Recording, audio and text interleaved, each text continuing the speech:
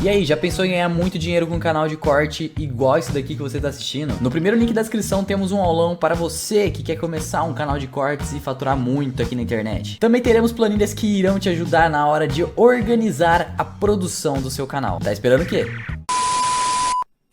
E para tentar reduzir a rejeição, reduzir o medo, em tantas outras coisas, o candidato da esquerda vem tentando fazer algumas coisinhas.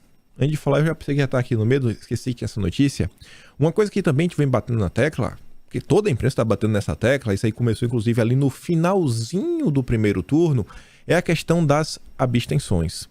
A esquerda foi aí fazer o requerimento, né, para poder ter transporte gratuito no dia, né, ônibus, etc, para as pessoas poderem votar. Só que aí fizeram um levantamento, olharam alguns números, e aqui o próprio valor do Grupo Globo, passe livre é insuficiente para conter a abstenção. Medida pode ser necessária, mas não é o suficiente. Dos 64 municípios que adotaram o passe livre, em apenas 11 a abstenção do primeiro turno foi menor do que a de 2018. A questão de abstenção no final do dia, ela está muito mais ligada, sabe, àquela questão da base. Seja a base pelo próprio desejo do cara falar, cara, eu vou sair de casa para votar no candidato, eu gosto dele. E nesse quesito eu acho que a turma da direita tem muito mais empolgação, muito mais ânimo, energia para ir votar em Bolsonaro. E também tem aquela base que é o seguinte, é o deputado, é o vereador, é o prefeito, sabe, é o governador, a eleição grande, todo mundo, bora votar, eu vou votar. Mas, lembrando que essa semana aí, né, da eleição, no dia 28 até um feriado, servidor público, então, né, vai que tem uma galera que fala, ei, rapaz, feriadão, curtir aí uns 3 dias, o cara sai, às vezes, consegue sair do serviço até mais cedo na quinta, acho que a abstenção vai ser um problema. Mas voltando aí ao medo, segundo o Matheus Leitão, a turma da esquerda tem que reduzir o medo, a rejeição. E aí ontem, soltaram aí uma carta para o público evangélico. A Veja soltou 2 notas sobre isso, então também sendo no bastidor, que eu acho que resume tudo que aconteceu. Uma delas é o seguinte, os motivos que levaram Lula a adiar carta aos evangélicos. A carta aos evangélicos, preparada pela campanha do ex-presidente, deve finalmente ser divulgada nesta quarta-feira, depois de ter sua divulgação adiada por 2 vezes. O motivo da demora é simples. Lula resistia em assinar o documento. E olha só agora, e mesmo depois de ceder às pressões internas da campanha, insistiu em avaliar cuidadosamente os compromissos que estaria disposto a firmar com essa parcela do eleitorado. Então, a priori, pelo que a Veja colocou, é uma demanda que a campanha vinha colocando uma pressão para sair do papel. Cara, bora. Bicho, assina essa carta aí, pô. Vamos. Isso aqui é importante. Vamos, cara, bora. A campanha é muito maior que o candidato, né? A campanha envolve várias pessoas, várias, sei lá, ideias diferentes, percepções diferentes, contatos diferentes, informações, né? Vários inputs que vão chegando em diversos lugares, falando, cara, tá acontecendo isso, aquilo, outro, blá, blá, e o pessoal fala, ó, tem que fazer essa carta. Não é o candidato, não é Bolsonaro que decide tudo, né? Ele não recebe tudo, ele não sabe tudo da cabeça dele. Ele recebe relatórios, informações, etc, para tentar se basear. Então, perceba que a campanha, que tá aí o tempo todo lidando com números, lidando com os problemas, falando, cara, a gente precisa fazer isso. Precisa fazer isso. Durante todo o primeiro turno, esse assunto aqui foi sempre colocado no ponto. Não, a gente não havia necessidade, eles sabem o que foi, né, os nossos governos, ficamos aí 13 anos no poder, não fizemos isso, aquilo outro, blá, blá, titita, etc. Não temos para quem fazer uma carta. E agora chega no segundo turno, faltando aí o que hoje, acho que falta 11, 12 dias, teve cartinha. Um ponto de divergência na campanha, isso aqui é importante, foi a ideia de firmar um compromisso sobre a participação efetiva de quadros evangélicos na composição de um eventual governo. Houve preocupação em não dar margem para que se crie uma espécie de cota na administração federal. Mas você vê que teve divergência. Parece que tinha gente que era a favor de ter uma cota, um pessoal meio contra, mas no final não teve esse aceno. A Veja também complementa, Lula evitou que carta virasse promessa de um governo mais evangélico. Você vê onde eu quero chegar com isso daqui. Logo menos. Foram semanas até que a carta compromisso amadurecesse. Ficaram pelo caminho algumas sugestões, como o compromisso firme de assegurar uma presença mais efetiva de evangélicos em cargos da administração pública. Olha só, ficou pelo caminho. teve a carta, fez os acenos, mas um aceno explícito falando assim, ó, vai ter, sei lá, uma cota. Esses cargos aqui, ou alguma promessa de cargos de forma explícita, isso ficou de fora. Ou a criação de parcerias específicas com as igrejas para o desenvolvimento de políticas sociais. Mas, assim, de forma explícita, isso não ficou claro. Pode acontecer. Até que, sabe, tentando ser o mais isento e imparcial possível. A própria matéria diz, não, porque se você promete, sabe, uma cota do governo, etc., para um determinado grupo, outros grupos também podem se sentir no direito de falar, não, também quero um cargo, também quero isso aqui, também quero aquilo outro. Você às vezes pode dar margem. Mas, enfim, é a opinião de cada um. Ele podia fazer isso e podia falar para os outros grupos, cara, eu prefiro priorizar os evangélicos. Por quê? Porque, sei lá, eu gosto mais dos evangélicos. Também fica cada um. Não dá para falar se é errado ou certo. Aí cada um julga por si só esse tipo de comportamento. Mas, enfim, tá lá na carta. Em vez disso, optou-se por transmitir uma mensagem que toda participação é bem-vinda no futuro governo. Outra coisa chamando a atenção, nessa questão das políticas públicas. Fala tanto, fazer com a sociedade, etc., mas não deixou também claro, explícito. É bem-vindo, mas não deixou claro e explícito. Não, vamos fazer aqui as políticas públicas, sei lá, disso, família, direitos humanos, vai ter a participação aí dos evangélicos. Mas o senso de urgência ficou mais evidente depois que as pesquisas qualitativas, encomendadas pelo partido, passaram a mostrar que o plano adversário vinha dando resultado.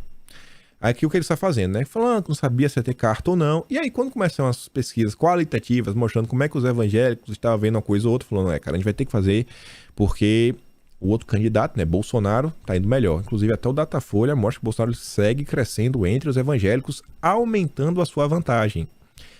E aí, segundo lá, né, até a mídia fala que o plano de Bolsonaro passaria por difundir mentiras, isso, aquilo, outro. Eu acho que vocês sabem muito melhor do que qualquer um o que é que realmente está acontecendo. Não vou entrar nesse mérito, mas devido a isso daí, para tentar conter o plano de Bolsonaro, teve a tal carta. E para fazer os acenos necessários. Aí a turma do bastidor resume em 2 parágrafos. O prejuízo com os evangélicos. A carta aos evangélicos, que Lula divulgou nesta quarta-feira, no fim do dia, funciona mais como uma tentativa de estancar a perda.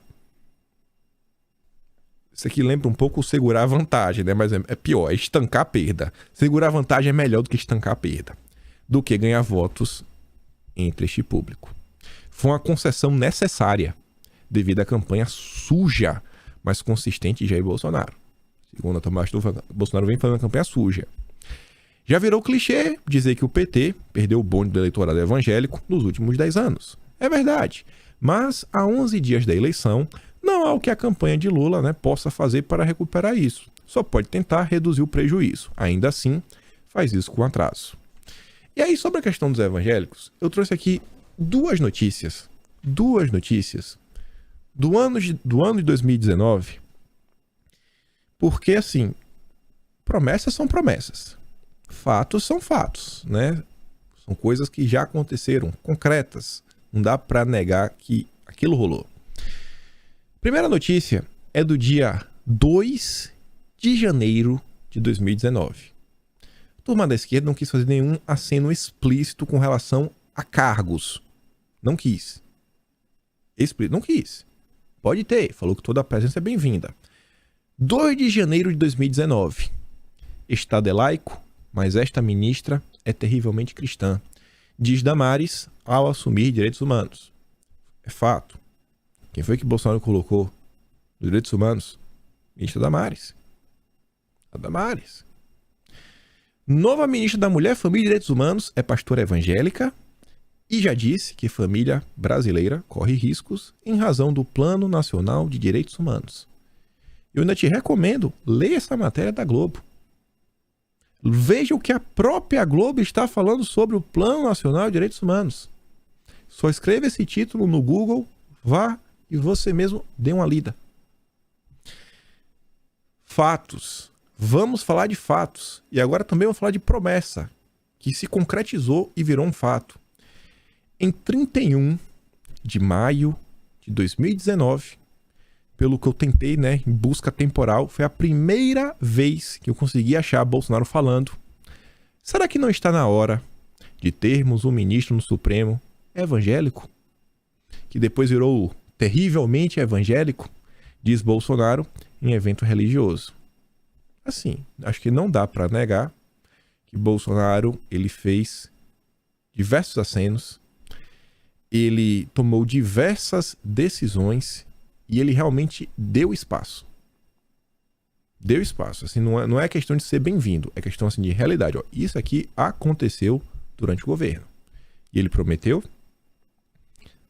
abriu aí a segunda vaga que ele poderia indicar e nós vimos o ministro André Mendonça. Aí cada um tira, né, as suas considerações. Mas vamos continuar. Essa matéria aqui é interessante para sentir o clima. Primeiro, da campanha da esquerda. Depois vou mostrar para vocês a reação de alguns jornalistas nas últimas horas. A CNN coloca o seguinte: o candidato à presidência, Luiz Inácio Lula da Silva, do PT, condenou em agenda nesta quarta-feira o uso da máquina pública pelo candidato à reeleição Jair Bolsonaro. Só está usando a máquina. Não sei o que é que ele está condenando, né? Eu não parei para olhar. Mas olha aí, né? Lula condena o uso da máquina pública Bolsonaro. Petista diz que atos do presidente demonstram desespero. Vamos falar de desespero. O Guga Noblar diz: Bolsonaro está comprando a eleição na frente de todo mundo. A Miriam Leitão diz: depois de 20 dias de uma campanha violenta, em que Bolsonaro usa o Estado de forma criminosa e abusiva, tudo que ele conseguiu foi gerar um ponto. A diferença: a disputa está acirrada, mas o fato é Lula estar na frente e tem se mantido assim. Tá bom. E o Globo soltou um podcast: o uso sem precedentes da máquina pública na eleição. Repórter Fernanda Trisotto explica as medidas anunciadas pelo governo desde o início do segundo turno. O advogado Renato Ribeiro analisa como essas ações podem ser tratadas pela Justiça Eleitoral. O Guilherme Amado aí, a cada, 3, 4 dias ele grava um vídeo. As análises que ele faz. E eu também está aí. Segundo o Guilherme Amado, se o Brasil fosse um país decente, Bolsonaro tinha sido caçado pelo uso da máquina pública. Assim, olhando o tom da imprensa torcedora de esquerda, não sei. Eu não sei o que o Bolsonaro tá fazendo para poder falar, né, Bolsonaro tá errado, tá certo. Não sei, eu não sou um advogado igual Renato Ribeiro que entende essa questão, né? Aponta aí nível eleitoral. Bolsonaro, o que é que pode acontecer com o Bolsonaro? Mas vendo isso daí, parece que a imprensa de esquerda, a turma da esquerda, tá bem preocupada com o cenário que vem se desenhando. A preocupação deles, eu acho que é a alegria da turma que apoia Bolsonaro. Continuando ainda, em termos de apoio, Ciro Gomes completa 2 semanas submerso. Acho que a turma aí tá meio triste, né? Como diz o Emílio, o consórcio tá meio triste com Ciro Gomes. Ciro Gomes aí, né? Tá submerso. O Leandro Rezende, que é jornalista lá da CNN, diz, integrantes do PDT tentam convencer Ciro Gomes a vir a público fazer uma declaração contra Bolsonaro e o voto nulo no segundo turno. No final de semana, o secretário-geral da legenda, Manuel Dias, irá procurar o presidenciável recluso em Fortaleza desde o primeiro turno. Tendo que pedir por favor. Enquanto isso, para minha surpresa, o Rodrigo Garcia, que já declarou apoio incondicional, tá ali no subtítulo da chamada, né? Olha lá, o governador de São Paulo fala sobre o segundo turno. Rodrigo Garcia declarou apoio incondicional a Bolsonaro. Aí para e pensa o seguinte, gente, cada voto conta. Mas cada voto conta. Você vai me dizer que não tem aquele cara mais isento, mais de centro, que adora assistir os comentários do Estúdio I da Globo News? Nossa, só os melhores dos melhores dos melhores. É a Champions League brasileira. É o sonho de a cada 5 jornalistas, 20 querem estar no Estúdio I. Tem mais interessado do que pessoas. É o sonho de consumo, é estar lá um dia. Estúdios I. Aí o Rodrigo Garcia fala o seguinte: imagina, ele tendo espaço para falar com essa turma que só escuta a turma que tá na Globo News. Você sabe qual é o tipo de discurso que rola lá. Olha o tipo de discurso que tá rolando ao vivo, e aí não tinha como o pessoal interromper, né, o Rodrigo Garcia, e ele comentando para algumas pessoas. Escuta isso aqui. Não tenho nenhum temor em relação a isso. Eu vejo muitas vezes e discordo muitas vezes das palavras que o presidente Bolsonaro usa ou faz, o próprio seu comportamento, mas do ponto de vista prático, isso não existe, né? Ele esclareceu até para o Brasil no último debate que a ideia de aumento de ministros supremos foi uma ideia da deputada Luísa Erundina, patrocinada pela ex-presidente Dilma, portanto, muito mais do campo da esquerda do que da direita, e que ele se compromete a não fazer isso. Eu, pessoalmente, sou contra aumentar o número de ministros do Supremo. Então eu não vejo essa ameaça real à democracia, mas estou falando isso não só porque hoje apoio e voto no presidente Bolsonaro. Eu já falei isso durante a minha campanha, que em nenhum momento eu vi instituições ameaçadas. Eu vi um conflito de poderes que não é natural e não é saudável para o Brasil. Eu imagino que o próximo mandato, o presidente Bolsonaro sendo eleito, nós vamos ter uma harmonização maior dos poderes, seja com o Congresso, seja com o Poder Judiciário, porque a Constituição prevê isso e o Brasil vai andar melhor com essa boa harmonia. Eu já vi muito integrantes da campanha do Bolsonaro já dizendo que ninguém quer mais conflitos, se busca uma harmonização entre os poderes no próximo mandato. Espero que isso aconteça, mas nunca acreditei, Sadi, em nenhuma abalo à questão democrática brasileira. Eu sou um democrático, defendo a democracia e não vejo nenhum risco da democracia com o presidente Bolsonaro reeleito. Essa é a minha crença, mas não é uma crença de segundo turno. Essa é a minha crença, você pode pegar minhas entrevistas desde o primeiro turno. Eu sempre afirmei, inclusive, como chefe da polícia de São Paulo, que é a maior polícia do Brasil, né? Que eu não via nenhum risco à democracia, qualquer que fosse o resultado da eleição. Nós tivemos um primeiro turno em ordem, teremos um segundo turno em ordem e os escolhidos tomarão posse, com certeza, no dia 1º de janeiro. Imagina para aquela galera sensível, só tá acostumado àquele discurso mole. Rodrigo Garcia falando, cara, olha só, eu discordo das palavras de Bolsonaro, assim, vez outra, mas, assim, eu não vejo. Esquece isso daí, pô, de ataque às instituições. Não, a democracia tá de boa. Tá de boa. E eu não tô apoiando o Bolsonaro só de agora, não. Pode olhar minhas declarações do primeiro turno.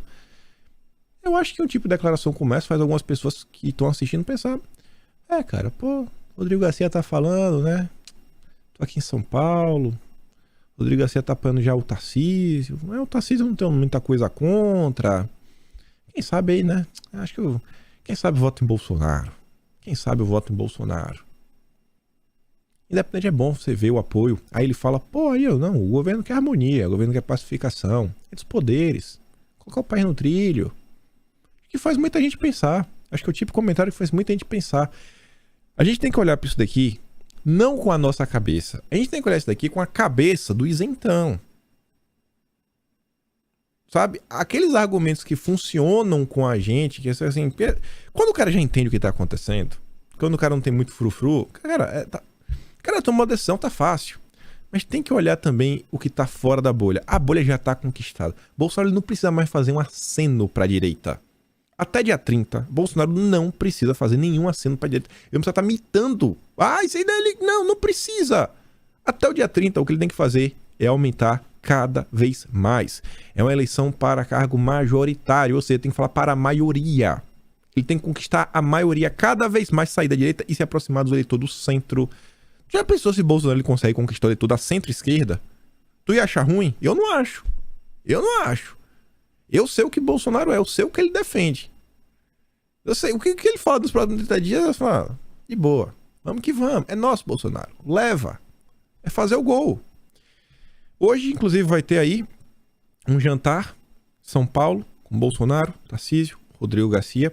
Hoje também Bolsonaro vai estar no podcast do Vilela, o Inteligência Limitada. Não sei como é que vai ficar essa agenda, né? Porque o podcast está marcado para começar às 6h30. Não sei que horas deve ser esse jantar, então não espere um podcast longo com 5, 6 horas de duração, porque deve chocar as agendas, mas vai ter esse podcast hoje. Vamos dar uma olhada. Acho que é um podcast também que tem potencial para falar um pouco fora da bolha.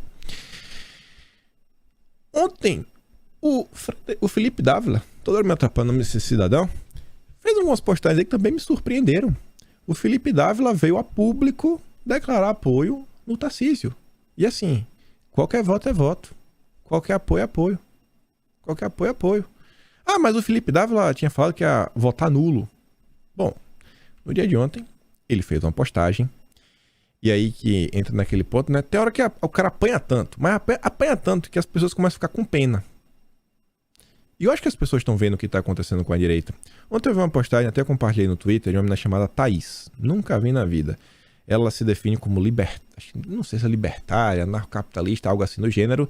E ela falou que, irmão, diante de tudo que está acontecendo, é Bolsonaro. Diante de tudo que está acontecendo, ela vai ter que votar em Bolsonaro. Ela fala, vou ter que votar em Bolsonaro. E falou, e do jeito que tá indo, se o pessoal continuar, eu vou ter que precisar começar a fazer campanha para Bolsonaro. Então eu acho que gera uma movimentação, né? Toda ação tem uma reação.